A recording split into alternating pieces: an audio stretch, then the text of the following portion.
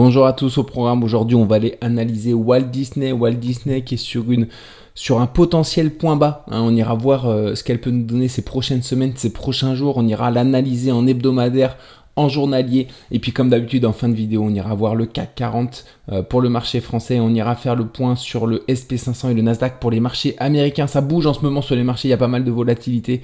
Il y a de l'action. Donc c'est très intéressant ce qui est en train de se passer. Il faut rester attentif. En ce qui concerne les crypto-monnaies et Nico, les vidéos, Nico qui est le responsable qui fait des vidéos principalement sur le Bitcoin et les crypto-monnaies sur cette chaîne, il sera absent cette semaine, rien de grave, il est en voyage, introspectif, donc voilà, vous le retrouverez très probablement la semaine prochaine ou dans une semaine, 10 jours quand il sera de retour du coup. Il se fera une joie de vous refaire des petites mises à jour, mais voilà, pas d'inquiétude, il est juste absent quelques jours. On va commencer du coup avec Walt Disney que je vais mettre en grand écran et en hebdomadaire. Alors Walt Disney qui était historiquement sur une jambe haussière, sur un mouvement haussier depuis 2012. On voit que depuis quelques temps, il a du mal. Walt Disney, cette action a du mal depuis le Covid. On est reparti vers le haut, on a du mal ensuite avec la crise de 2022. Ici, on est sur un support qu'on est venu tester à nombreuses reprises en hebdomadaire, ici et ici. On est potentiellement en hebdomadaire en train de former une épaule inversée. Alors vous savez qu'on les aime bien ces figures, parce que on les voit souvent, en tout cas sur les marchés, que ce soit sur les cryptos ou autre part. Donc voilà, c'est une figure qu'on affectionne et qui est toujours très efficace. Alors on est à la hauteur, comme on peut le voir en hebdomadaire, de la première épaule. Donc potentiellement ici, on a un rebond qui peut s'opérer. Alors on va le voir, je vais supprimer ça et on va aller analyser ça un peu plus précisément en journalier. Alors en journalier, sur la descente, ce que j'avais vu. Alors tout d'abord, je vais revenir en hebdomadaire, juste pour dire que Walt Disney est très propre. Walt Disney est très propre. Vous voyez, on a eu ce biseau il y a quelques temps, j'en avais parlé il y a plusieurs mois, voire il y a un an, avec cette zone de résistance, cette zone de support. On l'avait cassé par le haut, on était venu faire un throwback sur l'ancienne résistance pour repartir vers le haut. On avait atteint parfaitement les objectifs de cette figure. Donc en général, elle respecte les statistiques, elle est assez propre. Donc c'est pour ça que c'est intéressant de se pencher sur Walt Disney. Il faut toujours focaliser sur les actions qu'on trouve très propres, et avec lesquelles on est à l'aise. Walt Disney, on était en tout cas sur un élargissement descendant avec une zone de résistance ici, une zone de support ici. Cette figure c'est un petit peu gâté, j'ai envie de dire. On a une première oscillation, on est revenu sur le support, ici on tergiverse un peu, on dégringole sans de nouveau atteindre la résistance. On avait un grand gap qu'on a comblé, donc je peux supprimer ça. Ici, qu'est-ce qu'on peut voir? On peut voir que en journalier, on est actuellement sur une belle zone de support. Encore une fois, c'est la hauteur de la première épaule, mais on voit cette zone a joué le rôle de support à cet endroit-là, légèrement aussi, à cet endroit-là. Elle a joué le rôle de résistance ici. Le rôle de nouveau de support à cet endroit-là, et ici on revient sur cette zone. Donc potentiellement on a une zone intéressante. De plus, ici on a un support également juste un petit peu plus bas. Il va falloir faire attention à la publication de résultats qui intervient le 7 août. En ce moment c'est la période des publications de résultats. Je pense que c'est peut-être cette publication de résultats qui va donner le ton sur Disney pour éventuellement repartir vers l'eau. Si on est bel et bien dans ce scénario d'épaule tête épaule inversée, on rejoindra sans mal du coup les 123,70, et si on casse la figure par le haut, on ira sur des points qui seront bien supérieurs sur Walt Disney. On peut le voir, à vue d'œil, on ira autour des 165 par là, voire un peu plus, plutôt 170. Donc on repartira sur un mouvement haussier sur Walt Disney si jamais on franchit du coup, on valide cette épaule tête épaule et qu'on repart vers le haut. Alors en journalier, qu'est-ce qu'on a d'autre? On a un gap ici avec des volumes qu'on a fait et qui a été comblé récemment, qui a été comblé du coup avant-hier. On est en train de corriger depuis. Je pense qu'on fera pas grand chose avant la publication de résultats. Si à la publication de résultats on redécolle vers le haut et on franchit surtout cette zone là des 98-90, je pense que ça pourrait être un bon signal de reprise haussière. Il y a également cette ligne de tendance baissière ici qu'il faudra franchir pour avoir des confirmations de hausse sur Walt Disney. C'est difficile d'identifier une figure. Alors là on peut voir potentiellement un élargissement. Voilà, mais c'est pas très propre, hein. C'est moche, hein, même j'ai envie de vous dire, donc je préfère pas en parler de cette figure. On va voir si Walt Disney forme quelque chose ici, peut-être un double bottom, peut-être autre chose. En tout cas, j'identifie deux zones. C'est cette résistance légèrement descendante, cette ligne de tendance, et cette résistance horizontale des 90 qu'il faudra franchir pour repartir potentiellement en bull run sur Walt Disney. En tout cas, une belle zone en ce moment, et une publication de résultats qu'il faudra surveiller attentivement sur cette action. Je pense que, encore une fois, ce sera la publication de résultats qui donnera le ton de ces prochaines semaines, de ces prochains mois sur Walt Disney. On suivra ça ensemble, en tout cas, s'il y a du nouveau sur cette action. On va passer désormais sur les indices, le SP500. Le SP500, très intéressant en ce moment. Je vais le mettre en grand écran. Je vais redimensionner également l'image. Alors, hier, j'avais dit qu'on était sur une zone, on venait de combler le gap, on était potentiellement sur une zone de résistance. Je privilégiais en tout cas le retour sur le support légèrement ascendant en hebdomadaire qu'il faut tenir, hein, pour rappel, hein, si on ne veut pas partir sur une correction un peu plus longue, je pense qu'il faut tenir ce support là. Il ne faut pas qu'on clôture en dessous ce soir. Alors du coup, hier, on a fait une séance avec beaucoup de volatilité. Je pensais, voilà, je privilégiais en tout cas un retour vers ce support, mais voilà, un petit retour en douceur m'aurait plu. Ici, on est retourné violemment sur le support, ce qui met légèrement mon scénario à mal, tout simplement parce que ici, on est du coup sur une consolidation plus ou moins latérale après un mouvement assez baissier. Donc souvent quand on fait des choses comme ça, on a en tout cas 6 ou 7 fois sur 10, on a une cassure baissière pour aller chercher des niveaux plus bas. Encore une fois, c'est pas ce que je privilégie, et je pense que ce n'est pas ce qu'il faut privilégier en ce moment sur le SP500, sur les marchés américains, tant qu'on n'a pas en tout cas clôturé sous cette résistance, sous ce support, pardonnez-moi, hebdomadaire.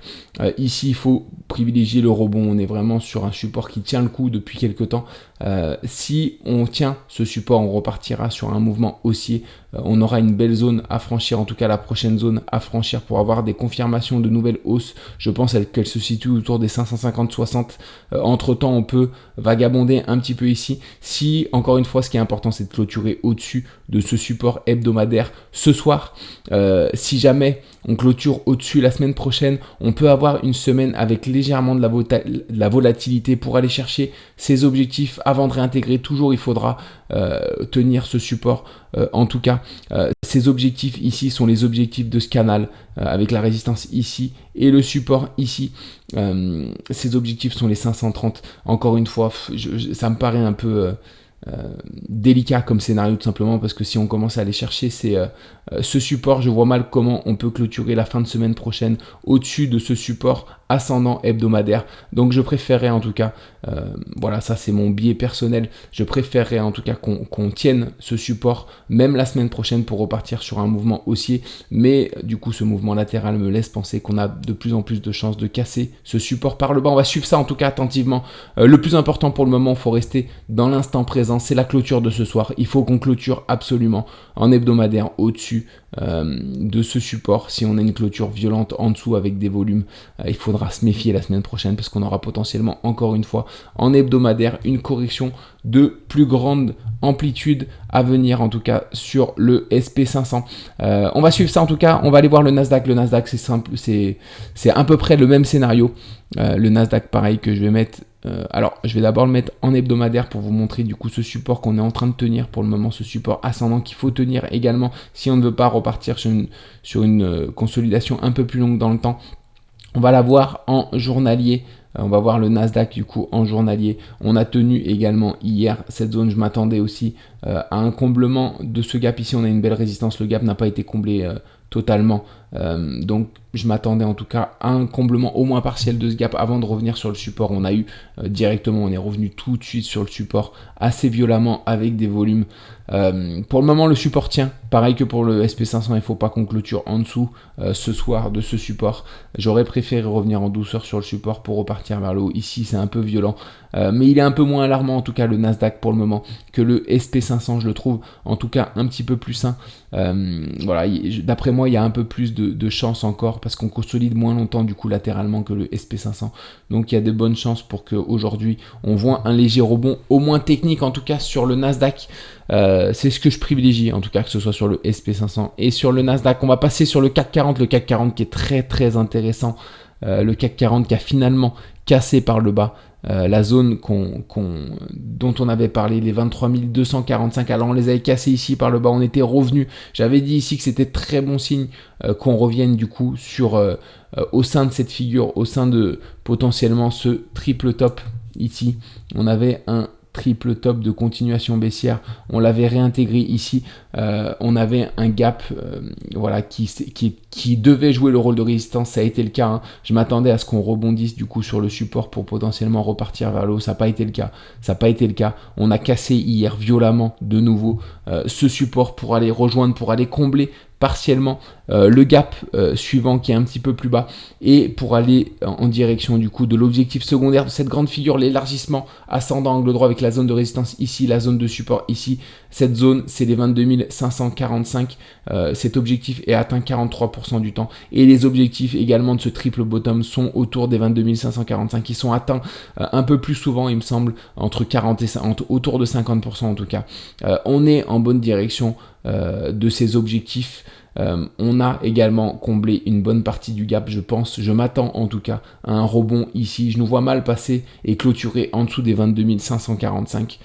En tout cas sur le CAC 40 on a bien corrigé désormais, je pense qu'il faut regarder un petit peu sur les actions françaises des potentiels points de rebond parce qu'il va y avoir des belles opportunités, en tout cas après cette belle correction il doit y avoir des belles opportunités qui apparaissent, on va suivre ça en tout cas ensemble ces prochains jours, la semaine prochaine. Mais voilà, en tout cas le CAC 40 qui finalement est allé chercher ses objectifs secondaires des 22 545 qui est sur le point de les atteindre, je m'attends en tout cas à les atteindre et encore une fois je ne vois pas passer en dessous de cette zone, vraiment cette fois-ci, autant j'étais pas sûr sur les 23 245, autant les 22 545 je le dis depuis le début, je nous vois mal aller un petit peu plus bas. Après, c'est le marché qui décide, hein. Si on veut aller plus bas, on verra comment on s'adapte, on verra également à quoi on peut s'attendre.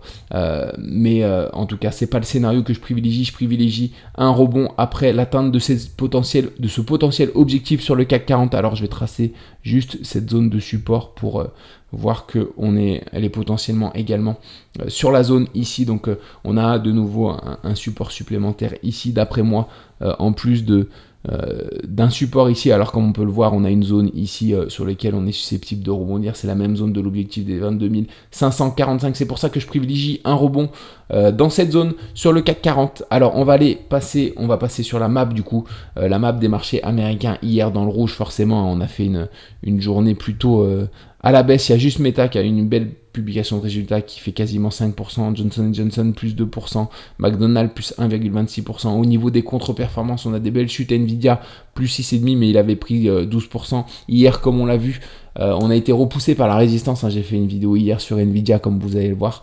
Cette résistance est très importante.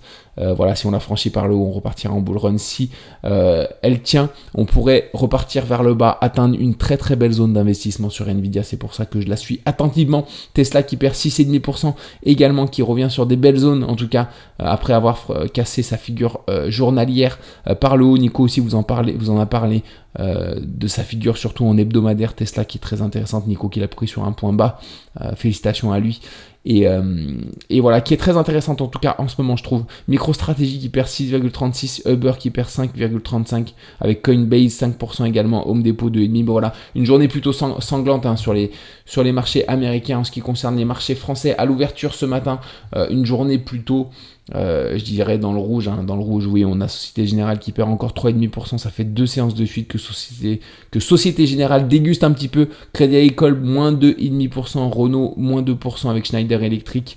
Au niveau des perfs, à l'ouverture ce matin, on a Engie qui gagne 4%, mais sinon rien de Rien de transcendant sur les marchés français, donc on a vu que le marché français corrigeait de nouveau pour aller atteindre des objectifs baissiers. On va surveiller en tout cas toutes les actions, voir les belles actions qui sont sur des beaux points d'entrée, parce que je pense que une fois qu'on aura atteint les objectifs baissiers du CAC 40, on sera potentiellement sur un point bas pour repartir vers le haut. C'est là où il faut être attentif en tout cas aux belles opportunités.